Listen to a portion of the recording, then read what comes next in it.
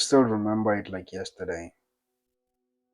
That 3 a.m. call that self-improvement brothers preach about. Except that for me it was around 4 p.m. Yeah, it still stings. In fact, it'll forever sting. I couldn't get my head around what he was saying, but I had to take it as it was.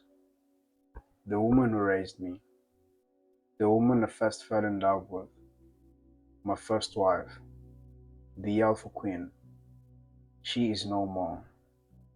I gave out a single loud cry, and he tried to reason with me. I obeyed, but tears were still running down my cheeks uncontrollably. I was isolated while on the phone call. Passers-by turned to look around after hearing my cry. I still looked with watery eyes and told myself to man up. That is how she raised me after all. I walked around in circles, trying to really figure out if I was still really alive in the moment or what. Things like this happen in movies, right? I mean, I do hear about it and also attend funerals sometimes, but I still couldn't fathom that that was what was happening. This confirmed why everyone was acting all weird and why I received a couple of calls saying the old just checking on you. Why? Why my calls couldn't go through on a phone. I took a sigh and told myself, my old woman raised a soldier, so I'll be that for her. My heart said otherwise. I had to leave the library and just forget about the fact that I had an exam coming soon. Went to my room and just sat there with the pain the whole night. Not for a second did I imagine such a thing.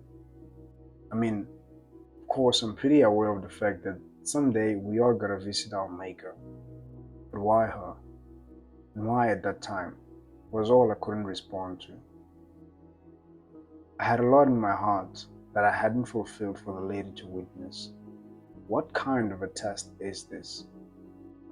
I answered. I had to put her to rest with my head still stuck in the fact that I'm amidst exams. The grief was just unbearable and unbelievable at the same time. Life sometimes is all I told myself. You know what? It's okay. I found myself another angel, so I didn't really lose. But that was just another lie I told myself. The fact that I couldn't sit down with her, tell her about my girls, although she's the first wife, just consumed me more and more. Why? I cried even more when I thought about my young brothers. Seeing them break down as we witnessed her for the last time was unbearable. I felt helpless because I knew that despite crying on their thought, it didn't help in any way. The pain was still there. She was gone. She fought her battle. Now she must rest, is what my cousin and I concluded. Heartbroken and helpless young boys. This incident changed my life. I now don't necessarily look at life the same way.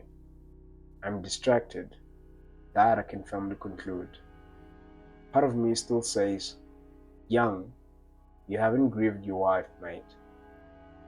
Saw this when I burst into tears at 2 a.m. this one night over a dream. How do I even grieve her? I remember telling her that should I die, she shouldn't cry for me. She should just rejoice because I would be in a better place. I carried that with me, with every prayer I say at night or in the morning, asking God to pass my regards to her. Life, you've played me, mate. I wonder if that was you saying checkmate or what. Chilled.